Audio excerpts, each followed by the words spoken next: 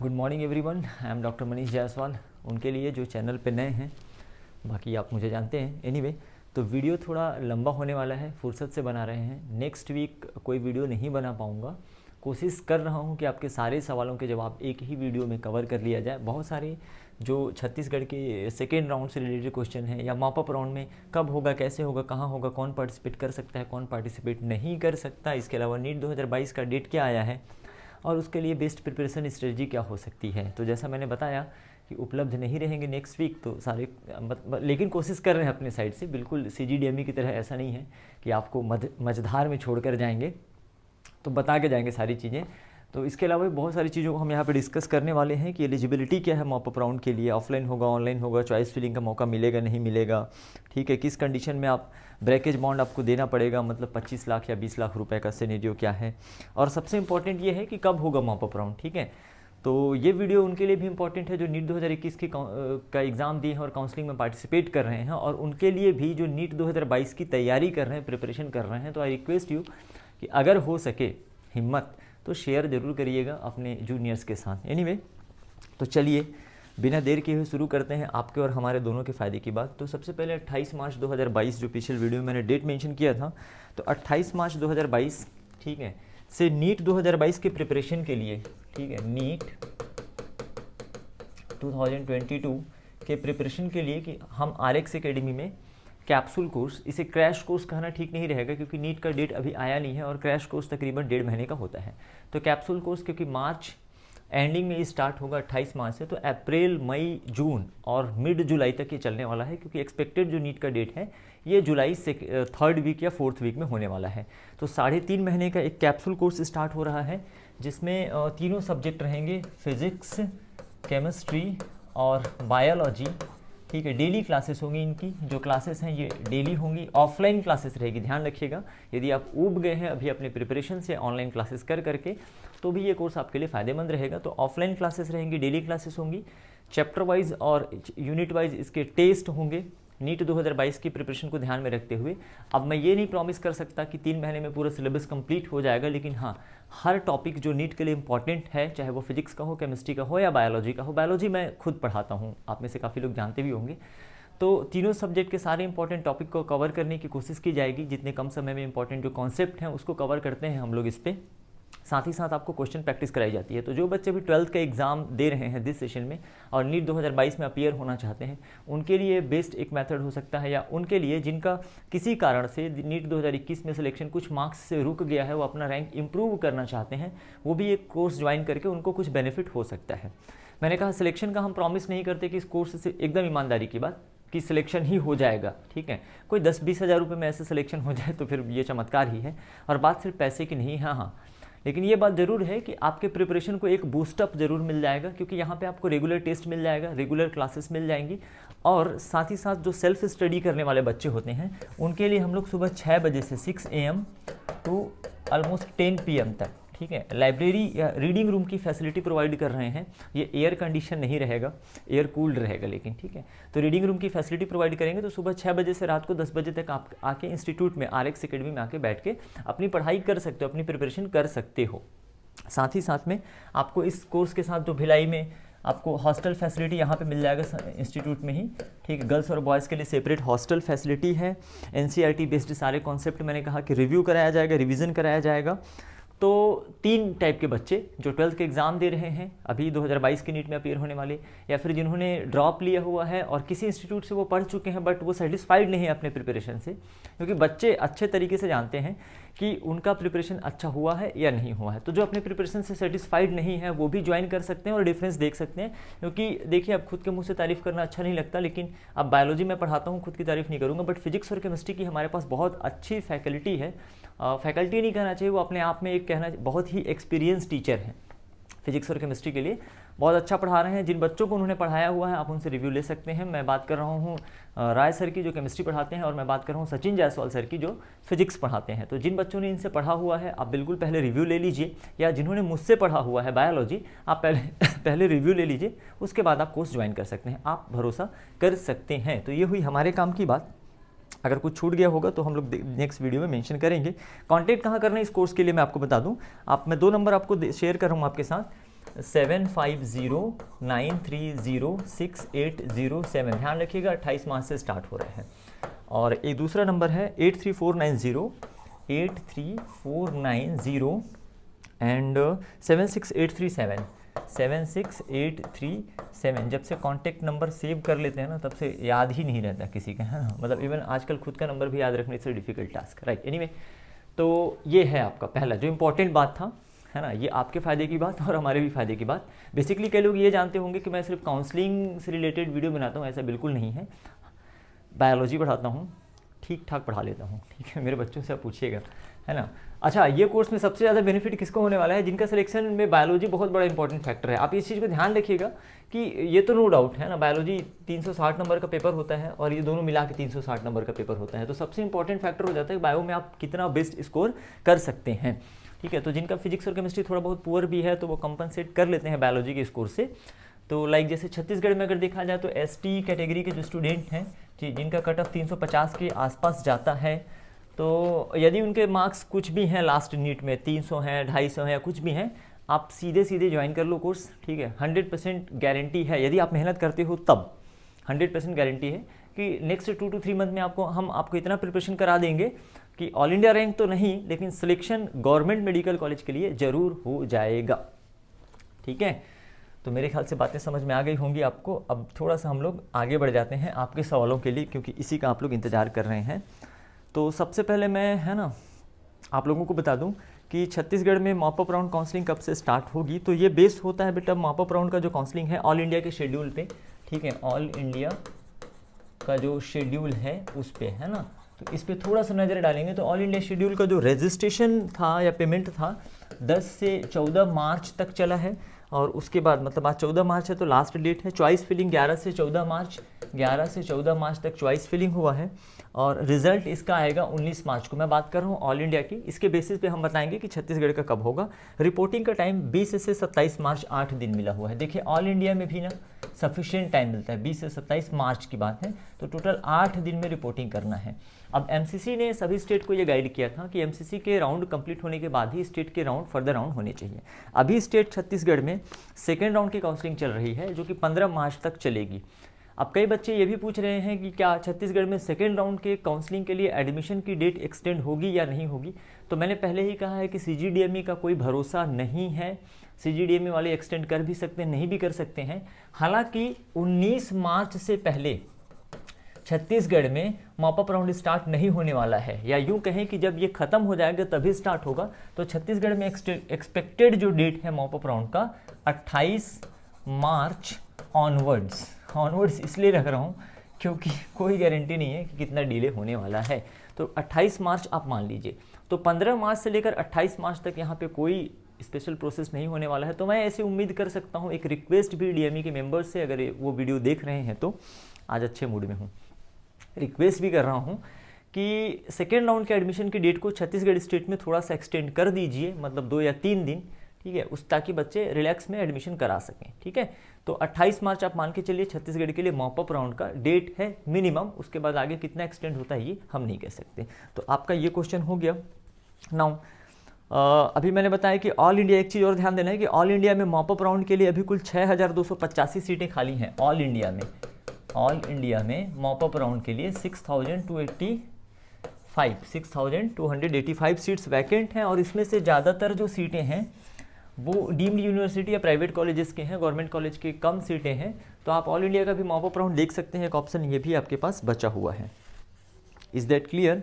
Now एक सवाल ये भी आता है कि गवर्नमेंट, छत्तीसगढ़ गवर्नमेंट में जैसे अब मॉप अप राउंड में सीटें कहाँ से आएंगी, मॉप अप राउंड में सीट कहाँ से आएगी। तो 2 टाइप की सीट्स आ सकते हैं, एक तो गवर्नमेंट कॉलेज में और दूसरा प्राइवेट कॉलेज में सीटें कैसे आएंगी।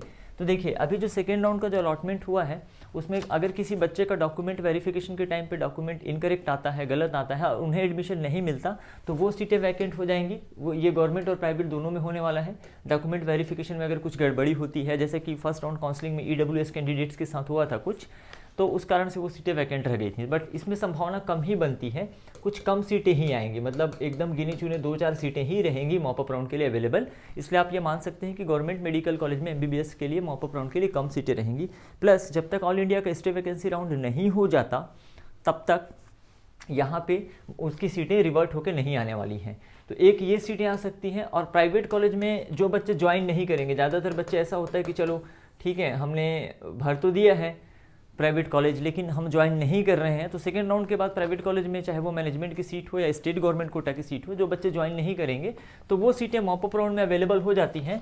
साथ ही साथ जो जैसे इसमें सीट का कन्वर्जन भी हो जाता है, राइट, सीट का कन्वर्जन यहाँ भी हो सकता था, लेकिन यहाँ पे सीटें कम लोग ही छोड़ते हैं गवर्नमेंट कॉलेज में, इसलिए कन्वर्जन रेट बहुत कम है, बट प्राइवेट कॉलेज में है। तो जो बच्चे ज्वाइन नहीं करेंगे उनकी सीटें आ जाएंगी मॉपअप राउंड में। प्लस सीटों का कन्वर्जन, लाइक जैसे कि कोई एसटी कैटेगरी की सीट है, मान लो एसटी सैनिक कैटेगरी की सीट है, प्राइवेट की मैं बात कर रहा हूँ एमबीबीएस के लिए, तो अगर कोई इसका कैंडिडेट अवेलेबल नहीं होता है तो इसे पहले एसटी कैटेगरी में कन्वर्ट किया जाता है, और फिर जब इसका ही कैंडिडेट अवेलेबल नहीं होता है तो फिर उसे अनरिजर्व में कन्वर्ट कर दिया जाता है।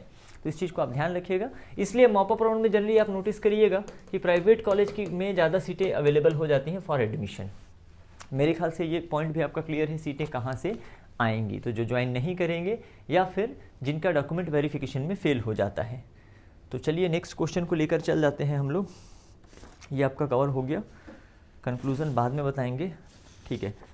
मॉपअप राउंड कहाँ कैसे सीटें आएंगी ये मैंने आपको बता दिया। एलिजिबिलिटी क्या है ना, एलिजिबिलिटी क्या है इसका मॉपअप राउंड के लिए। बिफोर दैट कुछ और सवाल जो मैं बोर्ड पे नहीं लिखने वाला हूँ, ओरली आपको बता देता हूँ कि क्या मॉपअप राउंड ऑफलाइन होगा। देखिए पीएमटी रूल 2018 में ऐसा मेंशन किया गया है कि मॉपअप राउंड या अंतिम प्रवेश जो प्रक्रिया है वो ऑफलाइन होनी चाहिए। ऑफलाइन दैट मीन्स कि आपको यहाँ पे आना है जहाँ पे भी बुलाया जाए और वहाँ प्रेजेंट होकर मॉपअप राउंड अटेंड करना है। लेकिन लास्ट ईयर जो है मॉपअप राउंड ऑनलाइन ही हुआ था, तो मुझे ऐसा लगता है कि मॉपअप राउंड इस साल भी ऑनलाइन ही होने वाला है, ठीक है। दूसरी बात, क्या मॉपअप राउंड से पहले आपको अपने फॉर्म में एडिट करने का ऑप्शन मिलेगा? कि कई बच्चे ऐसे भी हैं कि जिनका अभी भी जिनको लगता है कि शुरुआत में उन्होंने सिर्फ ओनली गवर्नमेंट डाला था, बट नाउ उनको लगता है कि यार प्राइवेट कॉलेज भी डाल देना चाहिए था, और मे बी उनको अगर प्राइवेट कॉलेज में अलॉटमेंट मिलता तो एडमिशन ले भी लेते। तो एडिट का ऑप्शन मिलेगा या नहीं मिलेगा इसके लिए मैं श्योर नहीं हूँ, लेकिन जैसा कि पीएमटी रूल 2018 में लिखा गया है कि मॉपअप राउंड से पहले जो आपने चॉइस फिलिंग करी हुई थी वो सब नल एंड वाइड हो जाएंगे। तो इसका मतलब मॉपअप राउंड में आपको चॉइस फिलिंग का ऑप्शन मिलना चाहिए। सीजीडीएमई का कोई भरोसा नहीं है, मुझे ऐसा लगता है कि जितना डीएमई का नियम हम लोग पढ़ते हैं उतना वो लोग स्वयं भी नहीं पढ़ते हैं। एनीवे, तो अलग से रजिस्ट्रेशन फीस नहीं लगेगा मॉपअप राउंड के लिए, ये भी आपको ध्यान रखना है, कोई रजिस्ट्रेशन फीस नहीं देना होगा, ठीक है। न्यू चॉइस फिलिंग की संभावना हो सकती है, न्यू चॉइस फिलिंग आपको मौका मिल सकता है। अब देखते हैं कि मॉपअप राउंड में कौन पार्टिसिपेट कर सकता है, दैट इज़ वेरी इंपॉर्टेंट। बहुत सारे बच्चे कंफ्यूज हैं, ठीक है। तो अभी देखिए, अभी जो हमारा चल रहा है सेकेंड राउंड का काउंसलिंग चल रहा है। मैंने पहले ही कह दिया था कि वीडियो लंबा होने वाला है, फुर्सत से देखिएगा, क्योंकि इसके बाद एक सप्ताह तक कोई वीडियो नहीं बनाऊंगा, तो आप ध्यान दीजिएगा। तो मान लीजिए जैसे अभी सेकेंड राउंड की जो काउंसलिंग चल रही है, अब इसमें दो टाइप के बच्चे होंगे। एक तो फर्स्ट राउंड जिनको अलॉटमेंट मिला था और उन्होंने एडमिशन ले ही लिया है, ठीक है, अपग्रेडेशन के लिए भी नहीं डाला है। इसमें दो टाइप के बच्चे होंगे, एक तो अलॉटेड होंगे, अलॉटेड, मैं पेन को थोड़ा थिन कर लेता हूँ, ओके, अलॉटेड होंगे, और दूसरे जो होंगे नॉट अलॉटेड, नॉट अलॉटेड, ठीक है। बिफोर दैट मैं आपको बता दूं कि मॉपअप राउंड के लिए कोई न्यू रजिस्ट्रेशन स्टार्ट नहीं होगा। तो फर्स्ट राउंड में जिन्होंने रजिस्ट्रेशन कराया था और सेकेंड राउंड में जिन्होंने रजिस्ट्रेशन फीस पे किया था, ये 5,000, 10,000 और 1 लाख वाला, डिपेंडिंग अपॉन कि उनकी कॉलेज चॉइस फिलिंग क्या थी, सिर्फ वही मॉपअप राउंड में पार्टिसिपेट कर सकते हैं। कोई नया रजिस्ट्रेशन, न्यू एंट्री नहीं होगी। तो जो अलॉटेड कैंडिडेट हैं इसमें भी दो टाइप के लोग हैं, ठीक है। एक ऐसे जिनको अपग्रेड मिला हुआ है, जिनको अपग्रेड मिला हुआ है, दूसरे ऐसे जिनको फ्रेश अलॉट दिया जा रहा है। ऐसे 50 से अधिक शासकीय और निजी स्कूल के युवा विद्यार्थी, उन्हें भी मैं अपनी ओर से शुभकामना देती हूं कि वो जीवन में बहुत आगे बढ़े और अपने देश, अपने परिवार, अपने माता पिता और अपने प्रदेश का नाम रोशन करें। इन्हीं शब्दों के साथ और मैं बहुत धन्यवाद देती हूँ। ये मेरा चौथा कार्यक्रम है। अब मैं आपको क्या बताऊं, दौड़ सुबह से निकली हूँ और लोग इस कदर पता नहीं क्यों इतने कार्यक्रम के लिए वो हो जाते हैं, और मेरी एक आदत है कि मैं कभी किसी को मना करना मेरे लिए बड़ा कष्टदायक हो जाता है, और इसका परिणाम है कि आज शायद कोई भी राज्यपाल के लिए इतना कार्यक्रम करना बड़ा मुश्किल ही हो जाता है। सुबह मैं 11 बजे से लेकर और दुर्ग, वहाँ रायपुर, फिर भिलाई, फिर आपके दुर्ग। तो ये स्नेह आपका है इतने कम समय में जो छत्तीसगढ़ में मुझे एक प्रकार से जो स्नेह मिला है, यहाँ के लोगों ने मुझे आत्मसात कर लिया है और मैंने भी उन्हें आत्मसात कर लिया है, और इसीलिए उनके आग्रह को मैं अस्वीकार नहीं करती हूँ और मैं कोशिश करती हूँ कि उनके हर थोड़ा बहुत समय मैं दे दूँ। अगर मेरे जाने से अगर किसी का कुछ सम्मान बढ़ता है तो मेरे लिए खुशी की बात होगी। आपने मुझे आमंत्रित किया, मेरा आत्मीय स्वागत किया, आपको बहुत बहुत धन्यवाद।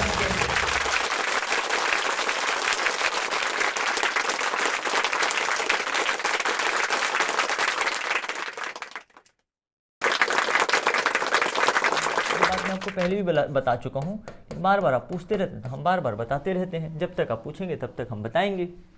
ठीक है, पहले इनकी बात कर लेते हैं जिनको अभी तक कोई भी कॉलेज अलॉट नहीं हुआ है। हाँ, वो एलिजिबल हैं, बिल्कुल एलिजिबल हैं, मॉपअप राउंड में वो पार्टिसिपेट कर सकते हैं जिनको कुछ भी अलॉट नहीं हुआ है अभी तक, जिनका कहीं कोई एडमिशन नहीं हुआ है। ठीक है, ओके। नाउ अब जो अपग्रेडेड हैं, जो जिनका अपग्रेड हुआ है, उनको सिंपल सी बात है, पुराना कॉलेज छूट गया, नए कॉलेज में जाके उनको एडमिशन लेना है। जिनको अपग्रेड मिला है उनको दोबारा स्क्रूटनी कराने की जरूरत नहीं है, वो अपने नए कॉलेज में एडमिशन लेंगे और वो मॉपअप राउंड में पार्टिसिपेट नहीं कर सकते। जिनको अपग्रेड मिला है, ध्यान रखिएगा, वो मॉपअप राउंड में पार्टिसिपेट नहीं कर पाएंगे। ठीक है, that means they are not eligible for mop up round now. अच्छा, दूसरी चीज़ ये है कि अब आगे जो मॉपअप राउंड होगा उसमें कोई अपग्रेडेशन नहीं होता है। मॉपअप राउंड में सिर्फ फ्रेशली अलॉटमेंट होता है, किसी भी प्रकार का अपग्रेडेशन नहीं होता, ये भी आपको ध्यान में रखना है। नाउ अब बात कराते हैं जो फ्रेशली अलॉटमेंट है। देखिए, CGDME ने पहले राउंड में ये क्लियर कर दिया था कि जिन भी बच्चों को अलॉटमेंट मिलता है उनको आगे के राउंड में काउंसलिंग में पार्टिसिपेट करने के लिए स्क्रूटनी कराना कंपलसरी है। चाहे वो आपको गवर्नमेंट मेडिकल कॉलेज में एडमिशन मिला हो, गवर्नमेंट डेंटल कॉलेज में एडमिशन मिला हो, प्राइवेट मेडिकल या प्राइवेट डेंटल में, यदि आपको अलॉटमेंट मिला है, that means you have to do your scrutiny. Scrutiny एक प्रकार का डॉक्यूमेंट वेरिफिकेशन होता है जिसके लिए कोई फीस नहीं लगती है, तो स्क्रूटनी कराना कंपलसरी है। लेकिन यहाँ पे सेकेंड राउंड में ऐसा कहीं पे मेंशन नहीं किया गया है, फिर भी मैं ये सजेस्ट करूँगा कि भले ही आप एडमिशन लीजिए या न लीजिए, ये आपके मन पे डिपेंड करता है, पर स्क्रूटनी या डॉक्यूमेंट वेरिफिकेशन आप जरूर करा लीजिए, है ना। आप पहले तो जिनको भी अलॉट हुआ है वो अपना स्क्रूटनी करा लें। यदि वो चाहते हैं कि आगे के राउंड में पार्टिसिपेट करें, दैट मीन्स मॉपअप या स्टे वैकेंसी राउंड में, तो पहले आप स्क्रूटनी करा लीजिए। तो scrutiny is compulsory, safe side में रहना चाहिए। क्या भरोसा ये कल के दिन बोल दें कि स्क्रूटनी कराना कंपलसरी था, अदरवाइज आप मॉपअप में पार्टिसिपेट नहीं कर पाएंगे। ठीक है, तो स्क्रूटनी कराने के बाद दो सिचुएशन होगी आपके पास, या तो आप एडमिशन लेते हैं या तो आप एडमिशन नहीं लेते हैं। ठीक है, नहीं लेते हैं। तो यदि आप एडमिशन नहीं लेते हैं तो आप बिल्कुल मॉपअप राउंड में पार्टिसिपेट कर सकते हैं, इस बात का ध्यान रखना है। मॉपअप राउंड में पार्टिसिपेट कर सकते हैं, लेकिन एक ही कॉलेज आपको दोबारा अलॉट नहीं होगा। सेम कॉलेज कहने का मतलब, यदि आपको इस बार शंकराचार्य मेडिकल कॉलेज मिला है और आप चाहते हैं कि आप एडमिशन न लें, फिर भी आप मॉपअप राउंड में पार्टिसिपेट करें, तब आपके पास प्राइवेट में सिर्फ दो ऑप्शन बच जाएंगे, एक बालाजी और एक रिम्स। शंकराचार्य आपको दोबारा मॉपअप राउंड में अलॉट नहीं होगा। तो जो एडमिशन नहीं लेंगे they can participate in mop up round, लेकिन जो एडमिशन ले लेते हैं, जिनका एडमिशन हो जाता है सेकेंड राउंड के थ्रू, वो मॉपअप राउंड में पार्टिसिपेट नहीं कर सकते, दे आर नॉट एलिजिबल, वो एलिजिबल नहीं होंगे। ठीक है, कुछ और जो रूल्स हैं जो आपको जानना चाहिए, लाइक जैसे कि जो सेकेंड राउंड एडमिशन, जो सेकेंड राउंड अभी चल रहा है, इसके एडमिशन के लास्ट डेट जैसे कि अभी जो दिया गया है 15 मार्च, तो 15 मार्च के पहले तक यदि आप सीट में एडमिशन लिया और आपने सीट खाली कर दिया तो आपको कोई ब्रेकेज बॉन्ड नहीं देना पड़ेगा। ब्रेकेज बॉन्ड जो जनरल के लिए 25 लाख रुपए का होता है, ब्रेकेज बॉन्ड मतलब कॉलेज को बीच में छोड़ना, तो 25 लाख ओबीसी के लिए 20 लाख होता है एमबीबीएस के लिए, और बीडीएस के लिए, जनरल के लिए, अनरिजर्व के लिए 5 लाख और ओबीसी एसटी एससी के लिए ये 3 लाख रुपए होता है। तो लास्ट डेट तक बिना किसी बॉन्ड के आप सीट खाली कर सकते हैं। ओनली आपकी जो फीस पे किया है उसका 10% डिडक्ट हो जाएगा प्रोसेसिंग फीस के नाम पर। ठीक है, और अगर सेकेंड काउंसलिंग अलॉटमेंट है ना, एडमिशन के लास्ट डेट के बाद यदि आप सीट छोड़ते हैं, 15 तारीख के बाद यदि आप सीट छोड़ते हैं किसी भी कारण से, तो आपको ब्रेकेज बॉन्ड पे करना पड़ेगा। ठीक है, अब पीएमटी रूल 2018 के अकॉर्डिंग ऐसा लिखा हुआ है कि सेकेंड राउंड के बाद जो वैकेंट सीटें होती हैं, जो खाली सीटें होती हैं सेकेंड राउंड के बाद, उसकी जो काउंसलिंग होगी ऑफलाइन, पर मैंने बताया कि लास्ट ईयर ऑनलाइन हुआ था, तो दिस ईयर भी ये संभावना है कि ये काउंसलिंग ऑनलाइन ही होने वाला है। ठीक, 28 मार्च का डेट याद रखिएगा, वीडियो थोड़ा शेयर कर दीजिएगा। एनीवे, तो कंक्लूजन की बात करें, यहाँ पे जितना भी हमने डिस्कस किया इसमें कुछ कंक्लूजन ये है, और ये इंपॉर्टेंट भी है कि मॉपअप में पहले से ही रजिस्टर्ड कैंडिडेट पार्टिसिपेट करते हैं, कोई नया रजिस्ट्रेशन नहीं होगा। जिनको अभी तक कुछ अलॉटमेंट नहीं मिला है या जिन्होंने अभी तक कहीं पे एडमिशन नहीं लिया है वो पार्टिसिपेट कर सकते हैं। क्या BDS से MBBS में मिल सकता है? मतलब ऐसे बच्चे जिन्होंने BDS में एडमिशन लिया है या जिन्हें BDS अलॉट हुआ है, क्या वो मॉपअप राउंड में MBBS के लिए पार्टिसिपेट कर सकते हैं? तो यस, बिल्कुल कर सकते हैं, राइट। क्या प्राइवेट से गवर्नमेंट आप जा सकते हैं? नो। मतलब अगर आपको प्राइवेट कॉलेज में सेकेंड राउंड में प्राइवेट कॉलेज में MBBS मिला है, प्राइवेट MBBS मिला है और आपने एडमिशन ले लिया है, तो क्या आप गवर्नमेंट MBBS में जा सकते हैं? तो ऐसा नहीं होगा। लेकिन हाँ, यदि आपको BDS मिला है और BDS से ऐसा लग रहा है कि मॉपअप राउंड में आपको MBBS मिल सकता है, तो आप पार्टिसिपेट कर सकते हैं। और ये सारा कुछ PMT रूल 2018 में मेंशन किया गया है।